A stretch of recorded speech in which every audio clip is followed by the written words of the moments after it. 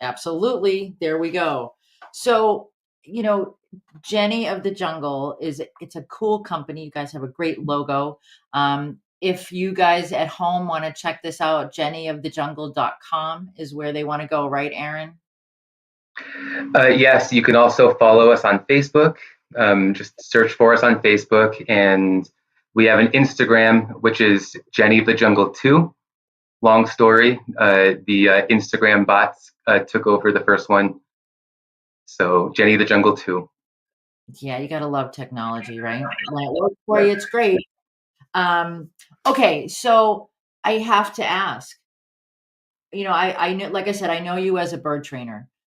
Why why do you guys do this? Where does Jenny of the Jungle, how did it start and why?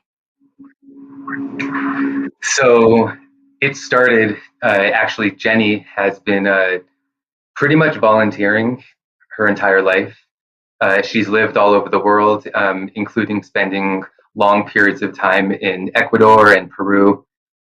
And she didn't grow up with money. So what she would do was she would work really hard for a few years and then go disappear into the jungle and volunteer um, for a long period of time and then come back and start over again. And of course, that's not sustainable. So she wanted a way to be able to travel and be able to sustain herself. And then it kind of turned into something more special than we could have imagined. It's, I guess, I want to just read a quote from Jane Goodall that kind of sums up our philosophy.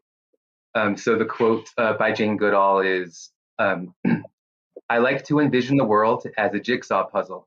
If you look at the whole picture, it is overwhelming and terrifying. But if you work on your little part of the jigsaw and know that people all over the world are working on their little bits, that's what will give you hope. I love that. I mean, we hear great quotes from Jane Goodall all the time in our field, and but that's a beautiful sentiment, and I think, you know, for people who are watching us tonight, that volunteer piece, and a lot of people get hung up on, oh, what can I do? What's the little? It's just me, but that's a great sentiment. I thank you for sharing that. Yeah, of course, and that's basically our philosophy with it. Is the world nowadays, in particularly, can be a scary place, and I will personally admit my own environmental grief that I experience. And doing these trips and go being on every continent besides Antarctica, we run into people that also feel the same way and are also doing their best to make the world a better place. And there is that ripple effect, and many of the people that we take with us feel the same way, and some of them have no idea what is going on in the world, and being able for them to see it firsthand and then bring that knowledge back, it really does go a long way. And I think it makes a big difference too. I know I've done some, traveling for speaking and things like that. And even in places that are not as remote as where you guys go, um, just seeing how other cultures and other countries handle nature always fascinates me because, we have we have an American viewpoint. That's most of our comfort zone. This is where we are. This is how we do things. And I think, getting out and getting these opportunities, and even if it's not someplace, very remote, seeing how other cultures handle nature is amazing. So that's a really cool part of what you guys do. Um, so so Jenny, I mean, it's not sustainable the way she was doing it, but it's fascinating. I mean, if we could all do that. I struggle with, how can I work in my own community and get things done? And she's out there doing these wonderful things. So kudos to her. Yes, we've essentially crafted our entire life around travel at the moment, and experienced a few setbacks with COVID in 2020, of course, but we are rising back up from the ashes, and looking forward to our next trip, which is going to be tracking red pandas in Nepal. Um, but yeah, this lifestyle, I'll admit, is not for everyone. But I personally wouldn't have it any other way. Yeah, no, it's amazing. And I can tell you all who are listening that trying to get a hold of Aron is always a challenge. Because you never know where he's going to be. And then he knows, 2 months from now, he's going to be someplace super far away. And so but thankfully we were able to get in touch and get this taken care of. But so your personal ethics, Aron, I know a lot of that goes into what you guys do. Um, can you tell us a little bit about that? Yeah, absolutely. And truth be told, or at least my personal, and speaking for the company as well, it is a bit of a work in progress because we are lifelong learners like everyone else, and we are very cautious about we don't want to lie to ourselves, and we don't want to disillusion ourselves. Traveling, flying around the world, there's no way around it. There is a carbon footprint with air travel, and lots of people will be like, oh, the planes are flying anyway, and that is true. If we suddenly stopped flying all over the world, like if everybody stopped flying, that might make a difference. At this point, I'll admit I have a bit of a selfish motive of the fact that travel makes my life worth living in this, scary world. We do work with organizations for carbon offset, but I mean, there's only so much that planting trees and whatnot is going to do uh, when it comes to challenging the issues that are facing the environment. So when it comes down to it, we do our best to make our impact count. We want to fill the seats on those planes with as many people as possible that are out there to do some good, and we want to make sure that we don't waste that opportunity that we're taking. So, you know, we like to give people a taste of what the volunteer experience is like, and I'm proud to say that a lot of our past, people that have come on our trips have gone back and done longer term volunteer stints. Mhm. And there is that ripple effect with social media, where in today's day and age they can definitely spread the word around the different issues that wildlife are facing all around the world. But Yeah. we are definitely open to feedback and suggestions about how we can make this more sustainable, because on one hand, like I said, there's the carbon footprint of air travel. On the other hand, the places that we go and the organizations and the projects that we work with, they do rely on volunteers to run. And in fact, many places were really struggling during 2020 with COVID, and they weren't able to feed their animals, and they weren't able to have a new intake for wildlife rehab. Some places even went under. The place that we work with in Thailand, it's in a very small. It's like we stay with like the local Karen tribe in traditional huts, bamboo huts, and it's a really it's we don't want to bring COVID to that small community. So that trip that was supposed to happen in 2020 is pushed off to 2023 November. So hopefully by then it's a bit safer. So I know And oh, sorry, go ahead. no, that's okay. Uh, I know we've got people out there who are saying that they wish they could do this when they were younger. Um, do your people who go with you, people who travel with you, are they predominantly younger, or is it kind of open to anyone? So we don't have a target demographic. Mhm. That being said, because of the nature of the work, it tends to be a younger crowd, but we have had people from all walks of life. Um, I don't want to say like what ages everybody was, because truth is I don't remember. But we've had people that were not so young that had a great time and were really fun to have on the trip. Um, and it also depends on the trip as well. The Costa Rica trip that we offer in the summer, we specifically chose that date for people that are in school that can't travel during the school year. But when it comes down to it, we welcome anyone, regardless of your age, whatever your political status is, anything like that. Everyone is welcome, and everyone really can make a difference. Yeah, that's a kind of a cool point, is there's not, there's not any politics when you get out there in the jungle. There's the politics of governments and conservation, but when you're out there volunteering, you put those politics aside and you do what's right for our global situation. So kind of a nice, when things are kind of crazy here, um, this is a nice way to give back and to experience other places and to kind of step out of that mindset and focus on more positive things, I would think. So, um, we have another question from Sylvia. She says, do your volunteers ever go on to do local wildlife volunteer work? So yes, we have had our volunteers from our trips start volunteering at local facilities. We don't offer any trips that are in the U.S.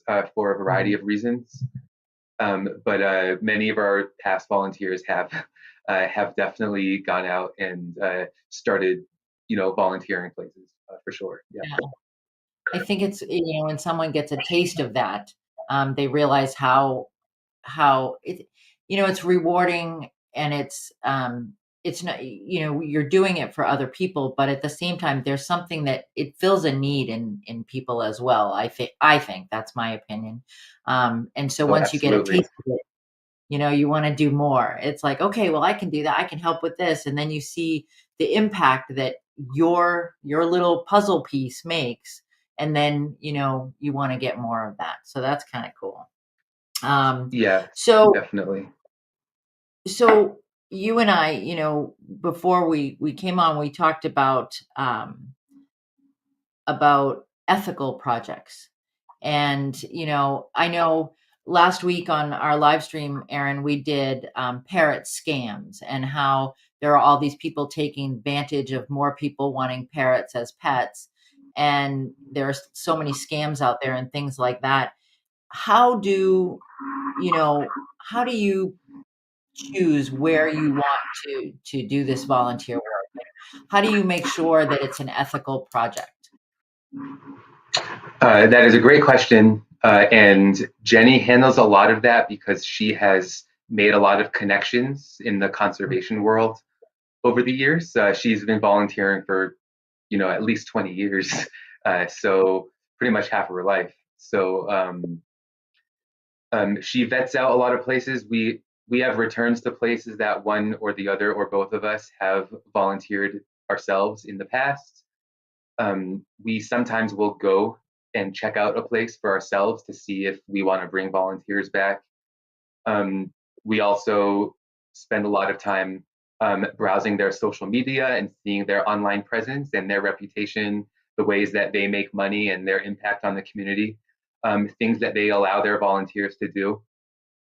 Things that you want to watch out for are places that claim to be a sanctuary, but actually exploit animals. And in particular, there's an elephant on the screen right now, so that's a good example.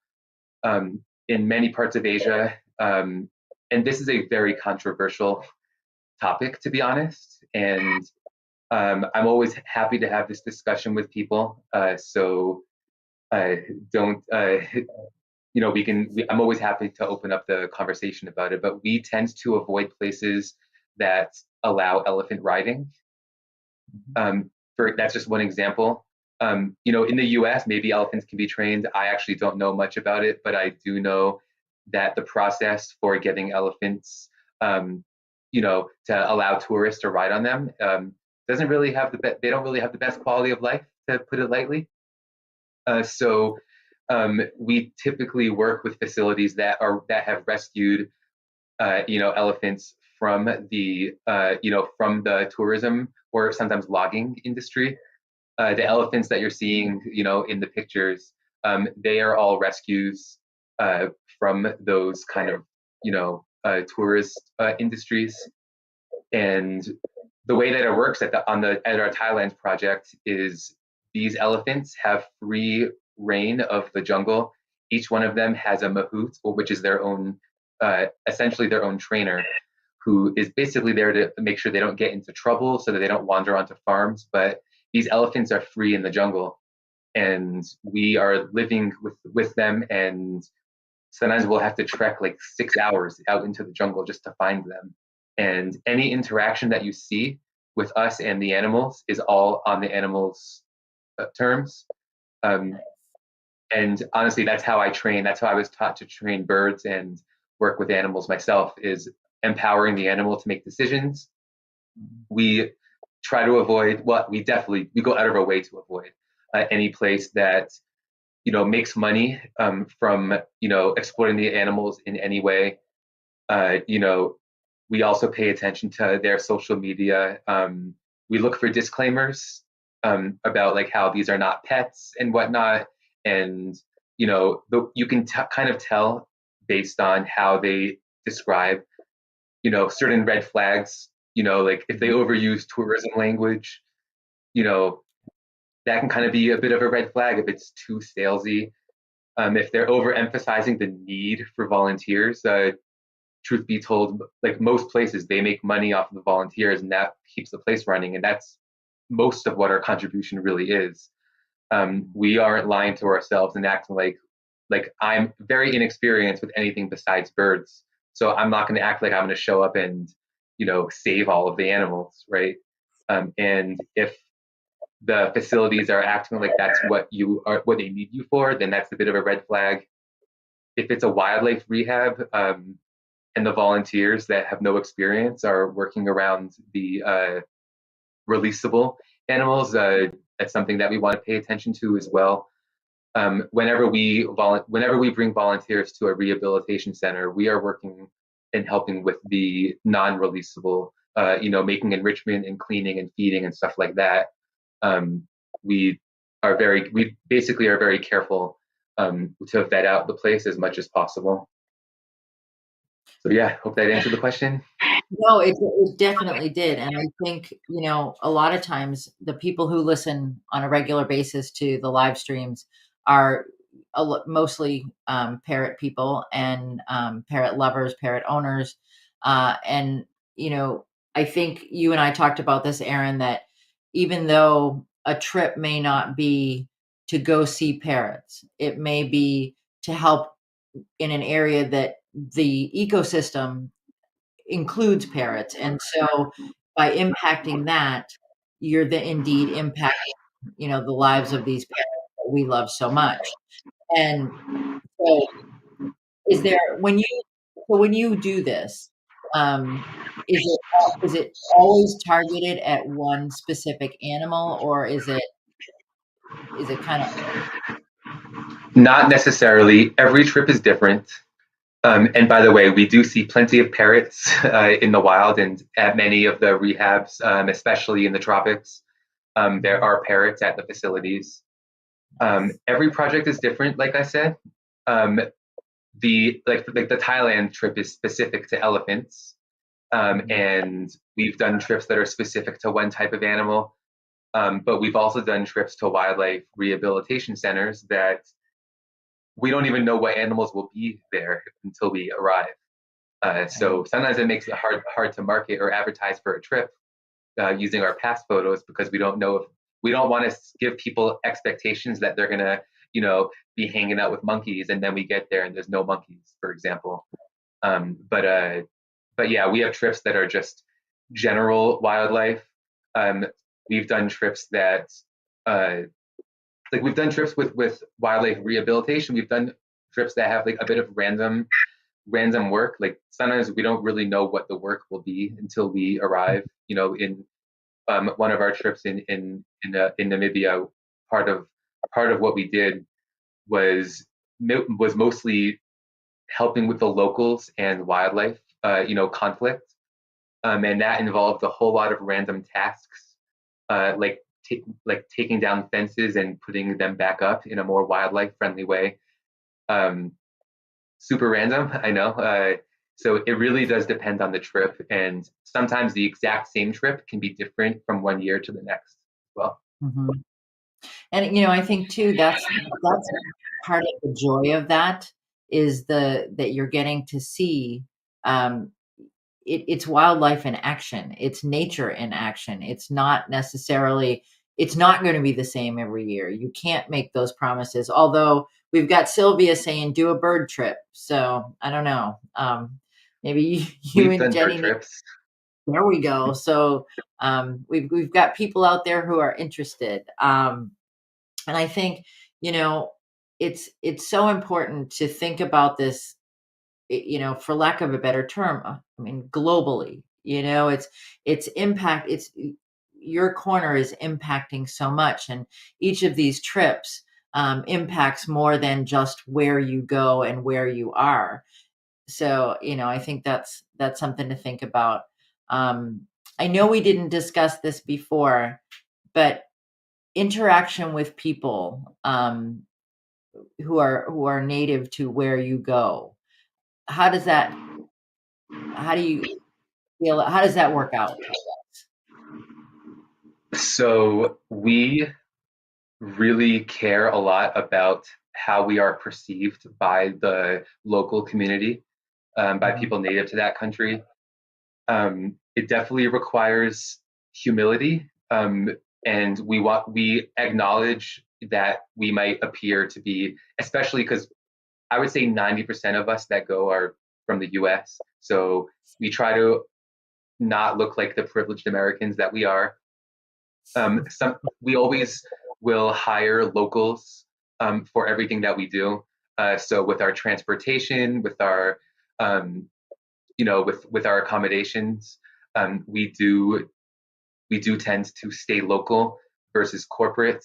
Even as far as like souvenirs, we try to get our group to not buy things at the airport, but rather from the locals that need it more.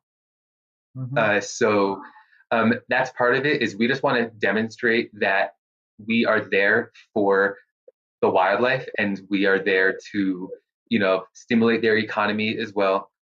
A good story from this is also in Namibia. There was this leopard that was on a farm or a ranch, sorry, and the owner wanted to have it removed, but then the project that we were working with convinced them to keep the leopard on their property and not kill it, because Mhm. people would continue to come back and want to see it. We didn't see it, but it just we try to demonstrate that that having us there is better than not having us there.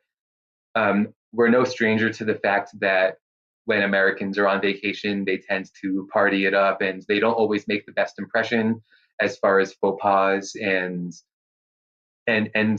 offending people and whatnot. So we definitely try to make sure that our group is dressed appropriately and behaves appropriately. That's a really big deal to us. And of course, money definitely talks. So we try to make sure that our money is going towards locals in every possible way. Nice. I think that's so important. When we talk about conservation, one of the things we talk about a lot not is how do you impact the people who are native to there, and how is, to say to someone, and as a bird trainer, you'll understand there's got to be a replacement behavior. You can't just say, "Oh, don't do that," and you're not going in there and telling people how to do what they do, but maybe, "Hey, let's try this," or "How can we help?" Make that easier. And, I think that's so important. And, the fact that you guys are respectful of that says a lot about your company. It says a lot about who you are. So, Um, we definitely do our best. yeah. So what's, you talk about not teaching them, not, again, telling them what to do.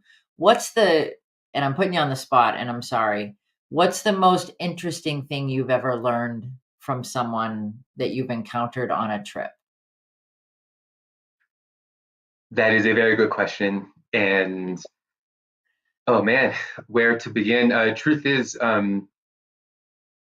we take it really seriously that we are not there as like the Westerners coming to show them the right way. Hmm. I've been humbled many times, especially at the beginning when I was kind of a bit more on the cocky bird trainer side, thinking I knew more than everyone. I was humbled very quickly that the way we do things in the U.S. or wherever we are from doesn't necessarily work everywhere. There's limited resources and whatnot. I did have a conversation with a local in was it Namibia? It might have been Zimbabwe. It was somewhere in Africa on the Zambezi River, which is actually kind of between both of them. Um, we were talking about reproduction of and having children, and I was saying how I don't personally want to have kids, and he was really surprised about it because where he's from, the kids are going to be the ones that help take care of him when he's older, the ones that help work on his farm with him, and that really humbled me. It made me realize my privilege a lot. Hmm. That I'm privileged enough that I can choose not that I don't need to have children to support me and help, take care of my farm. And Yeah. I actually thought it was really beautiful. We came to a kind of a cool understanding that not everybody has the option. Sometimes we have all these solutions to overpopulation or whatever. A lot of the conservation solutions that we come up with are not necessarily possible for everyone. Some people they have no choice. When talking about even like the pet trade of like poaching wild birds for the pet trade, it's not as simple as we think of just don't do it. These people are doing it to feed their family, and when it comes down to it, they're not evil. They're trying to survive, and I think that was probably the most impactful lesson I learned because I used to be way more combative, I guess, about conservation things, and I was so black and white. And I'm realizing that there's so many gray areas out there that we have to take into account. That's yeah, and I think that's such an important message because we kind of go in there with this mindset, and we do it, even in the pet industry. We do well, that's just wrong. It's absolutely, there's no good reason for doing that. And would it be great if it all ended? Yes, it would. If all of the poaching and all of the, smuggling and all this, if it all truly ended, would it be wonderful? Sure it would. But like you say, there are people that that's all they've ever known, or it may be that's how they feed their family. And working with them, they're unable to do that. So, um, what about the inspiration piece, Aaron? When people travel with you, or how does that inspiration happen? Because personally, I'm just wishing I could do it.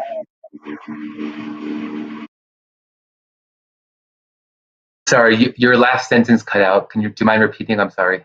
No, I said how the inspiration that you bring to people, because I would be on every single trip you had if I were financially independent. But how does that inspiration, what do people take away from a trip with Jenny of the Jungle? Well, first and foremost, back to the original Jane Goodall quote. We have had people really pessimistic about the state of the world, leaving with a bit of hope. And hope doesn't make our problems go away, but we still can, feel the fact that there's solidarity around the world and that people are all working hard to make the world a better place. That really is a big deal to people, Mhm. and they do kind of take that with them into their day-to-day life, and it does inspire them to want to make the basic changes, even if it's something simple like reducing, like switching to a reusable water bottle, even something like that, or going and volunteering, knowing that they're not alone and that small bits do add up. That really does, give people inspiration, for sure. Um, there's so much, and every trip is so different. People, uh, people really do change their life, and we don't want to take even the credit for it. We are the vessel that takes them to have this experience for themselves. Once we get there, I mean, my job is just to make sure that everybody's needs are met, and that they're able to focus and be in the moment and learn as much as possible. And the projects and the locals, they're the ones that really inspire everyone. So it really does vary, but people definitely uh, come back and they have this just renewed sense of you know fascination for the natural world, and an understanding of how big of a task it is to keep spreading the word. But fortunately, with the internet, it's so much easier. We definitely have learned things that we can spread the message about, such as elephant riding, and that animals, certain animals shouldn't be pets, things like that. And spreading the word, I think education is one of the most important parts of conservation. I mean, every aspect of conservation is important, but I think education is one of the most impactful parts, because that's what really affects the most people, I think. Yeah, absolutely. So now we all want to be you. But Sylvia asks here, what's the best animal you've ever seen and why? That you checked off that Well, bucket list. uh, it's going to be a bird. My favorite wildlife experience, and if you mean best animal I've ever seen in general, in the wild, probably the Verreaux's eagle, the black eagle in South Africa. Seeing that bird in the wild is something I've wanted for a really long time, and oof, it made my knees weak. It was so amazing. I also just loved being in Africa and having hornbills be everywhere. Uh, Anyone that's worked with me knows that raptors and hornbills are my two favorites, and I've seen a lot of hornbills, and it's really, it never gets old, honestly. As far as best animal I've seen that we've worked with, I uh, I got pretty attached to a mongoose, believe it or not, in Africa. It was just the sweetest thing, and I don't get excited about mammals very easily. So everybody was joking about how I got really attached to this non-releasable mongoose that we were making enrichment for, and this cute thing needed attention. It was living by itself. It didn't have a mate or a friend or anything in there. So one of the volunteer responsibilities was just to spend time with the mongoose.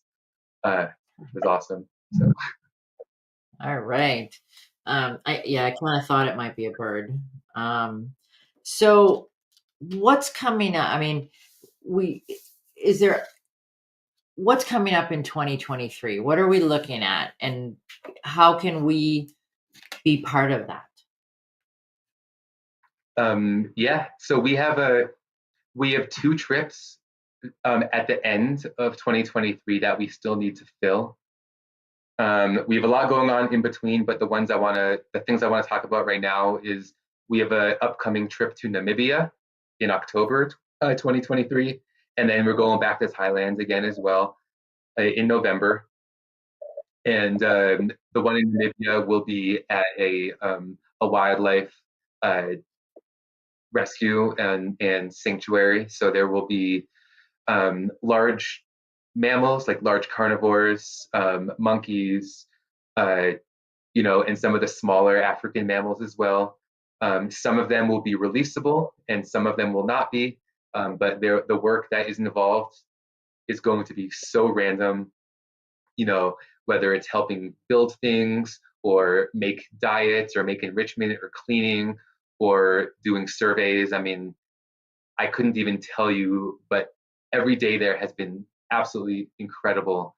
Um, that was one of my favorite trips. So I highly recommend the Namibia trip. You can find it on our website, and also Thailand.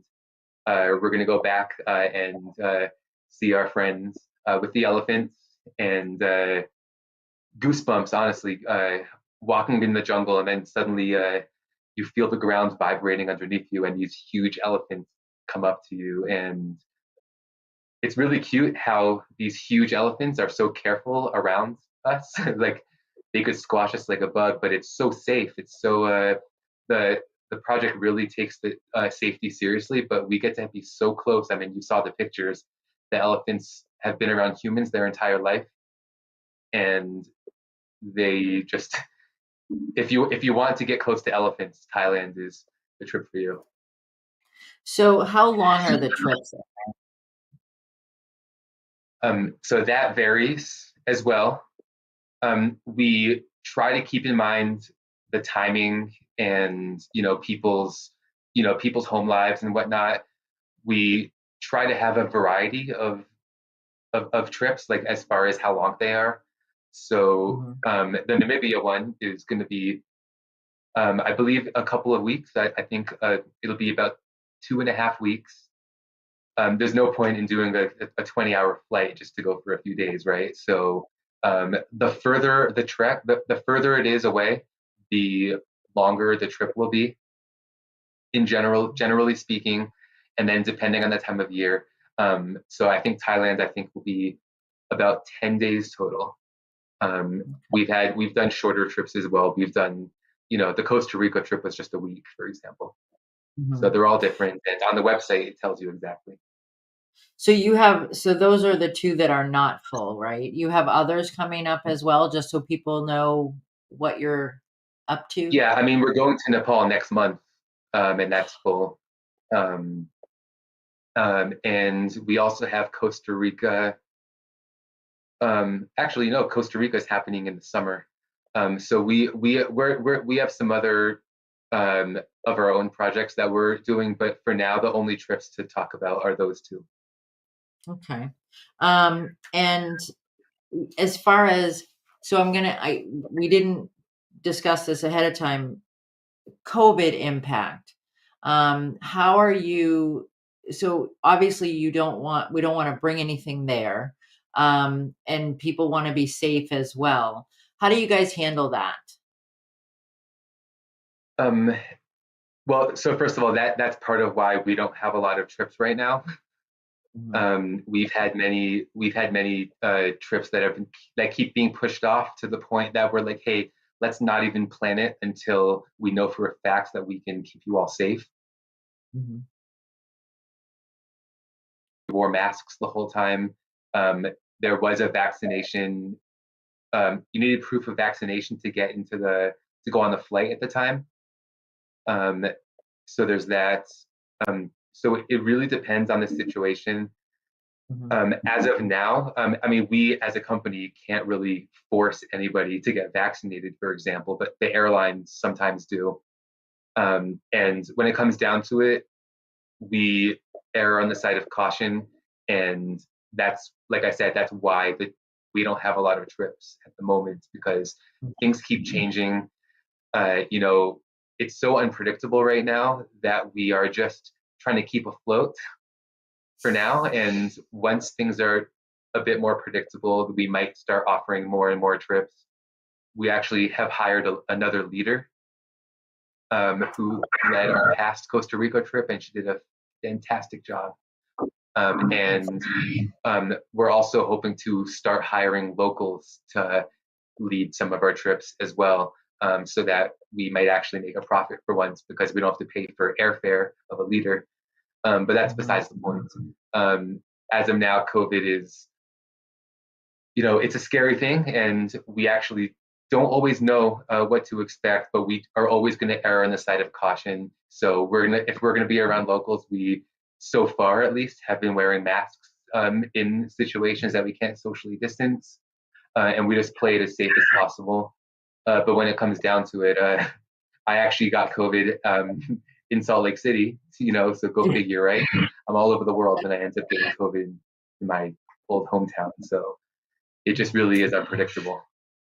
So if you what do you want people to know about what you guys do? What's I mean, we talked about your ethics. We talked about why you're the why of Jenny of the Jungle.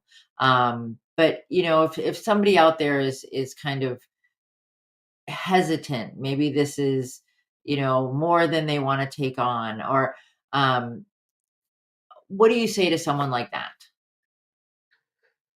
Well, the trips typically sell themselves. We don't necessarily have to convince people per se, but part of what makes us unique is that we go with you.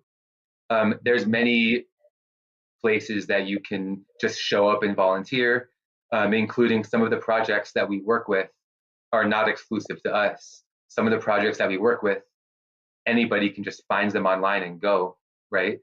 Right. But what makes us special is we take care of literally everything. All you have to do is show up, ready to work and ready to make a difference. And we are going to cover all of the logistics. We're gonna pick you up at the airport. We're gonna get you home safe. We'll be next to you. In case of an emergency, there's nothing you have to worry about besides just being in the moment and being present. And I think that is why people choose to travel with us, Mhm. is because we are next to you the whole way. And I kind of joke that as a trip leader, I'm not like a boss. I'm more like your flight attendant. you know, I'm there to get all of your needs met, and Yeah. I'm also there. Part of what Jenny likes about having me around is my photography. Um, Yeah. you know, Sometimes when people are traveling, they'll have their phone on them, taking pictures of everything and taking selfies. I'm like, hey everyone, put your phones away, be in the moment. I'll take pictures of you. And my commitment is that I will make sure I have at least one, if not more, excellent photo of somebody with an animal for them to show their friends and family at home, so that they don't have to worry about all that.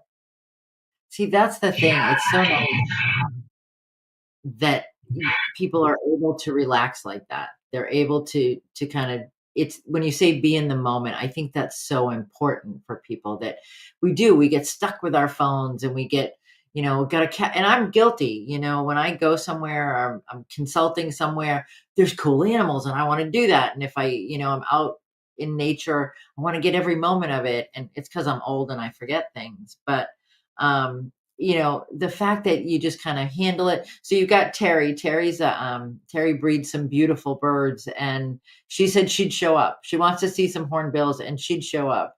But I think this is, the if these guys who are on tonight who are listening, I encourage you all to share this information. What Aron and Jenny do, and I just think it's it's so worthwhile, and it's an experience. She says, "Screw the family and friends. She just wants to go." Uh, but I think it's an experience that if people can do this, and just once, we had Candy on in the beginning. Candy said that she wished she had done this when she was younger. Candy, you're young at heart, and I think that if you can do these kind of things, I highly encourage people to look into this. And Aron brings up a really good point that a lot of these companies will take your money and they'll just be like, okay, have a nice trip, bye bye. They wave to you at the airport, and then maybe they've got somebody on the other end with a sign that's got your name on it. But Aron and Jenny really, I hate to say hold your hand because, we all go there, but you guys are there for people, and I think that's important. So, um, so how do we so they can get in touch with you on Facebook, Facebook, Instagram. You've got contact on jennyofthejungle.com. If they have questions, can they reach out to you through one of those avenues? Yeah, absolutely. Jenny's the one that answers the emails and the social media. Um, Anyone is welcome to send me a Facebook message if you want to talk to me directly. There's a question form on the website. You can message us on Instagram, message us on Facebook. I mean, we, we do our best, and Jenny's pretty good about it, honestly, with responding. Sometimes I'll be like, "Hey, what are you doing?" She's like, "Oh, I have to respond to this right away." So she takes it pretty seriously, and we're always happy to answer questions. And we want people to come on our trips, obviously, and to have a good time. So whatever special requests people have, also we're always happy to accommodate too. So Awesome. And so I want to thank you for coming on, and explaining to us what you do. And I hope that, people will share this with their friends. And if you do message Aron and Jenny, then tell Jenny how great Aron did tonight on the live stream. And, it's always, I mean, we do it, Nick and I do it every single week. And there's still like, before we start. So, but thank you so much, Aron. And I really, if when I become, when I hit the jackpot and I have all kinds of money and I don't need to make bird toys, then, Mark and I will be joining you guys. So, time. it would be great. But all right, thank you so much. And if there's anything I can do to kind of spread the word, I would be happy to do that. I'll let people know. It'll be on the Facebook page. It stays on there, and then on YouTube. Hopefully, we get some response from this. But I want to thank everybody for watching. And if you want to go back, like I said, it's always on the Facebook page or it's on YouTube. And next week, we will have Dorothy Pattison from live from the Seattle Parrot Expo. A lot of you have met Dorothy. Dorothy does conservation with the blue-throated macaws, and she's taken over. She's taken the torch. Her late sister, Lainey Rickman, started the program, and Dorothy has picked that up, and she's doing a great job with it. And we're going to talk to her.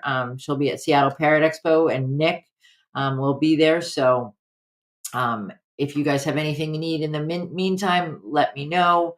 I will tell all of our Leather Elves folks that we're looking at a sale coming up in October. So stay tuned for that. I've also been talking to the Roths again about some more trivia. So we had some fun with that a couple of nights with Mark and Joanna. So look forward to that in the upcoming weeks. So you take care, Aron. Everyone be safe this week.